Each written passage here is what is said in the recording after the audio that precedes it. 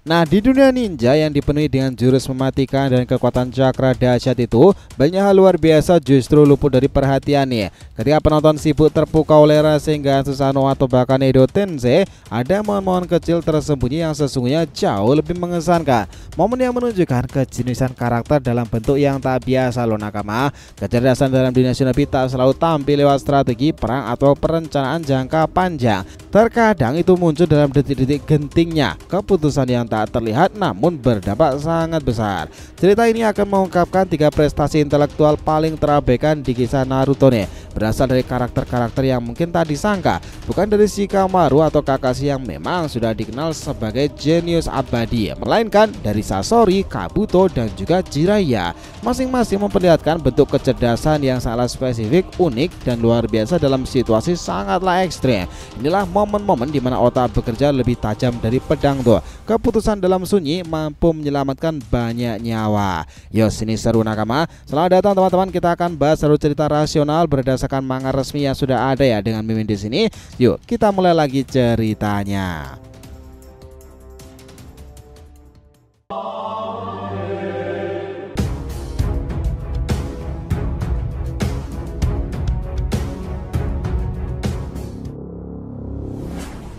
Nah, sekarang ini ya, terkadang memang kecerdasan dalam dunia shinobi tidak selalu terlihat secara terang-terangan. Di balik ledakan jutsu, strategi perang besar-besaran terselip momen-momen kecil yang justru menunjukkan kecerdasan luar biasanya. Momen yang sering luput dari perhatian nih. Namun seandainya tidak lebih dekat lagi, itu ngebuat siapapun tercengang kan? Inilah 3 prestasi intelektual paling terabaikan dalam serinya. Bukan dari sosok seperti Shikamaru, Madara, atau Kakashi yang sudah terkenal luar biasa itu. Tapi itu tak disangka-sangka loh. Mulai dari posisi ketiganya muncul nama dari Sasori, sang pengendali boneka mematikan dari Akatsuki. Pertarungan legendnya melawan Chio dan Sakura diubah menjadi tontonan yang penuh tekanan nih ketika ia melepaskan jurus andalannya, pasukan dari 100 boneka.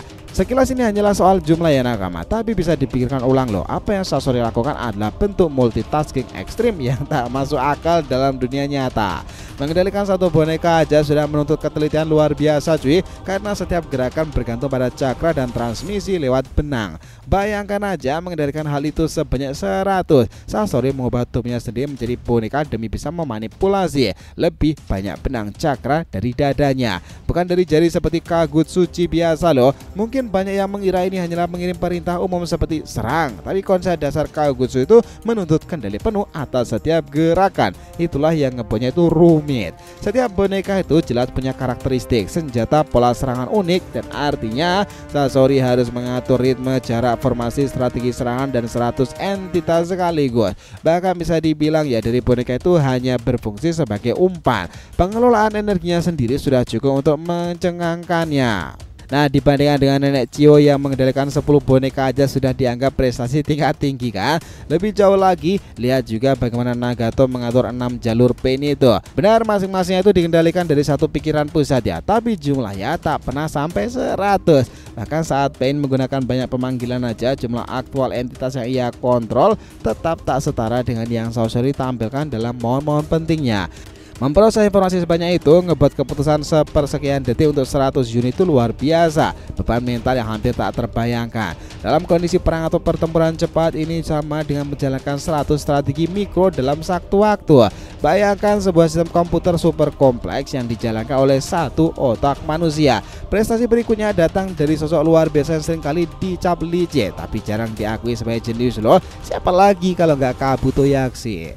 Dalam banyak hal, ia adalah murid sejati Orochimaru, baik dari segi eksperimen maupun fleksibilitas pemikiran. Namun bukan soal Edo Tensei atau eksperimen genetikanya yang jadi sorot, melainkan sebuah insiden spesifik saat pertarungan yang melawan Tsunade di awal seri Naruto. Saat itu Tsunade yang sedang dalam kondisi psikis buruk mencoba mengakhiri pertarungan dengan teknik mematikan, atau dalam versi yang kita kenalnya itu adalah teknik yang dikenal sebagai Ranshinjo. Nah, teknik itu luar biasa, sebagai secara literal mengacak jaringan syaraf tubuh lawannya, sehingga sinyal dari otak ke anggota tubuh jadi tak sesuai kan. Ingin menggerakkan tangan yang bergerak mungkin malah kaki, ingin melompat kepala yang bergoyang. Ini bukan pada ilusi, itu jelas kekacauan neurologis yang salah nyata. Namun yang mengejutkan nakama, Kabuto tak langsung tumbang. Ia justru mempelajari dan mengingat setiap hubungan baru antara sinyal otaknya dan bagian tubuhnya yang bergerak dalam hitungan detik, menciptakan peta mental baru atas tubuhnya yang sudah rusak secara sistem saraf. Ia bahkan mampu bergerak, bertarung dan menyerang dengan efektif meski dalam kondisi demikian loh. Nah, langkah tersebut tuh memanglah luar biasa presisi. Semua harus dihitung dengan presisi penuh dalam keadaan bertarung melawan salah satu Sannin legendaris. Bukan hanya tentang kecerdasan, melainkan ketajaman instingnya itu luar biasa. Kecepatan adaptasi dan kemampuan otak luar biasa mengesankan cuy. Tak banyak ninja sih memang, bahkan dari kalangan elit sekalipun yang mampu melakukan hal serupa. Kabuto tak hanya menolak untuk tumbang, ia melawan sistem syarafnya sendiri dan juga memenangkannya. Bukan ketika tubuhnya kacau balau ya. Bayangkan harus menggerakkan leher hanya demi bisa menggerakkan lengan. Secara psikologi saja ini adalah mimpi buruk, tapi Kabuto memperlakukan itu seperti teka-teki yang harus dipecahkan. Ia memenangkannya dalam waktu yang sangat singkat. Namun puncak dari semua prestasi intelektual ini datang dari tempat yang paling tak terduga. Seorang petualang pula loh, guru dan juga penulis buku luar biasa, Jiraiya Sensei. Nah, dia itu memang luar biasa bertarung dengan teknik Sage modenya. Tapi tentang sebuah pesan rahasia lain yang luar biasa dia tinggalkan sebelum kematiannya. Intelijensi kejeniusannya itu ada di situ. Pesan yang menyelamatkan desa Konoha dari kehancuran massal tuh. Saat menghadapi pain kala itu, Jiraiya menyadari sesuatu yang janggal, bahwa tubuh-tubuh yang dia lawan itu bukanlah pelaku utama. Petunjuk pertama muncul saat ia melihat bekas luka lama di tubuh Pain yang dulunya adalah anak yatim yang pernah dia temui. Untuk memastikan teorinya, Jiraiya nekat kembali bertarung meski tahu itu bisa berakhir dengan kematian. Ia berniat menyampaikan temuannya pada Fukazaku-sama, tapi tenggorokannya dihancurkan sebelum sempat berbicara. Nah, dalam detik-detik terakhir di kondisi setengah mati itu, tanpa lengan dan tanpa suara, Jiraiya menciptakan sistem pesan rahasia, menuliskan angka-angka di punggung kata itu. Bagi mata biasa itu mungkin hanya sekedar deretan nomor ya teman-teman, tapi Jiraiya memilih angka-angka itu sendiri dengan satu maksud, mengarahkan pada halaman-halaman tertentu dari bukunya. Masing-masing angka mewakili halaman. Setiap halaman itu punya kata pertama yang ngebentuk pesan kode loh. Tapi kejeniusan tak berhenti di sana. Ia tahu bahwa Naruto yang akan mengenali bahwa angka pertama bukanlah angka, melainkan karakter khusus dari judul buku itu sendiri. Itu jadi petunjuk bahwa halaman-halaman berikutnya yang dimaksud berasal dari buku yang Naruto baca saat mereka berlatih bersama kan. Nah, dengan metode ini Jiraiya memastikan hanya orang yang paling dekat dengannya, Naruto, yang bisa ngebuka kode tersebut. Tidak hanya butuh ingatan luar biasa untuk mengingat kata pertama dari halaman itu, tapi kecepatan berpikir dalam situasi krisis. Ini bukan rencana yang sudah disusun lama, tapi improvisasi murni yang dilakukan di tengah rasa sakit dan juga kondisi sekarat itu. Para peneliti kode di Konoha bahkan tidak tampak terkejut dengan pesan seperti itu, menandakan bahwa mungkin Jiraiya memang sudah terbiasa membuat sistem sandi. Tapi fakta bahwa pesan kali ini bergantung pada Naruto membuktikan bahwa ini bukanlah prosedur standar. Ini adalah pesan terakhir yang sangatlah personal, yang hanya bisa dimengerti oleh orang terdekatnya, muridnya sendiri. Karena secara teknis ya nakama, bisa aja Jiraiya telah melatih diri mengingat kata-kata di halaman-halaman itu. Namun cara ia menggunakan karakter khusus untuk hanya Naruto menunjukkan bahwa ide ini baru muncul saat ia tahu suaranya tak lagi bisa digunakan. Ini menjadikan pesan tersebut bukan hanya sebagai kecerdikan biasa, tapi sebagai bukti dari pemikiran tingkat tinggi dalam waktu sesempit itu. 3 momen inilah Sasori mengendalikan pasukan tanpa celah, Kabuto melawan tubuhnya sendiri, dan Jiraiya meninggalkan warisan rahasia dalam keadaan sekarat. Semuanya menunjukkan bahwa kekuatan itu tidak hanya soal cakra atau jutsu, tapi juga soal otak luar biasa nih. Dunia ninja selalu mengagumkan kekuatan seperti itu kan. Momen-momen mengisyaratkan bagaimana kekuatan pikiran itu sangatlah overpower. Nah, setelah menelusuri ketiga prestasi intelektual tadi, pertanyaan besar pun juga muncul. Kenapa hal-hal sepenting ini justru sering terabaikan? Mungkin karena mata penonton terlalu terpaku pada kekuatan besar seperti Rasengan, Susanoo, atau bahkan Bijudama kan? Atau mungkin karena karakter-karakter seperti Sasori, Kabuto, Jiraiya lebih dikenal karena peran utama lain dalam ceritanya, sehingga sisi kecerdasannya luput dari sorotan nih. Padahal jika dibandingkan dengan teknik perang ala Shikamaru sekalipun, ketiga aksi ini memiliki tingkat kesulitan mental lebih ekstrim lagi. Nah, lihat kembali pada Sasori ya nakama. Ya, bukan hanya seorang kakutsu yang luar biasa itu, tapi seorang arsitek sistem pertempuran yang menyusun pasukan dengan struktur sangat rapi. Tak ada namanya boneka yang bergerak sembarangan. Boneka yang punya peran posisi dan urutan serangan ini seperti komandan militer memimpin 100 tentara seorang diri. Bedanya, semua tentara itu bergerak sesuai benang cakra, bukanlah kemauan sendiri. Nah, di balik tubuh kayunya itu memang terdapat otak yang bekerja seperti mesin strategi, apalagi Sasori mengendalikan boneka itu dari dalam tubuh boneka utama. Berarti ia juga harus menjaga pertahanan dirinya dong sambil tetap fokus pada semua unitnya itu. Tak salah bila disebut bahwa otaknya bekerja secepat unit pusat komputer tempur itu.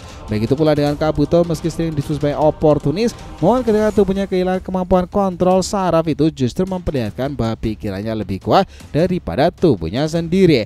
Ia menolak tunduk pada kekacauan dalam dirinya, bahkan ketika harus belajar ulang bagaimana caranya untuk berdiri, melangkah atau bahkan menyerang ya nakama. Nah, di tengah pertarungan itu di bawah tekanan yang luar biasa, ia berhasil membalikkan kelemahan menjadi keunggulan loh. Bayangkan aja, bergerak dengan sistem kontrol tubuh yang sepenuhnya rusak, hal sekecil itu berjalan saja menjadi seperti memainkan piano dalam jari-jari yang sering berganti posisi.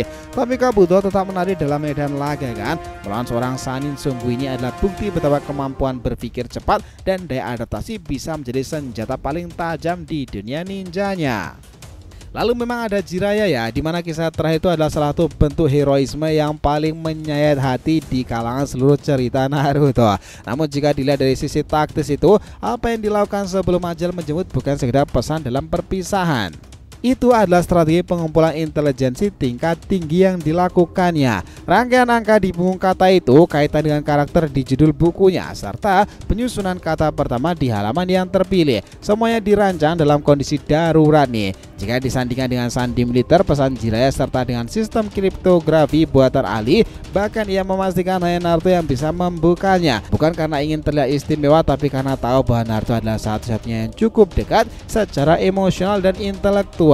Inilah arti dari semuanya cuy. Dalam dunia ninja, kecerdasan tidak selalu hadir dalam bentuk perhitungan strategi di medan perang. Terkadang itu muncul dalam keadaan dan juga kondisi pemahaman situasi sangatlah kritis. Maka keputusan cepat haruslah dilakukan. Ketiganya Sasori, Kabuto, Jiraiya memperlihatkan bahwa otak bisa lebih tajam dari pedang kan. Itulah yang menarik dari frasa-frasa tersebut. Jadi kalau mau kita simpulkan dalam 3 paragraf di sini, kisah ini memperlihatkan bahwa tidak semua bentuk kecerdasan di kisah Naruto bersifat eksplisit. Ada prestasi luar biasa yang tersembunyi di balik momen singkat, tertutup oleh ledakan cakra dan pertarungan besar. Namun bila diperhatikan dengan cermat, justru di sanalah letak kejeniusan sejatinya.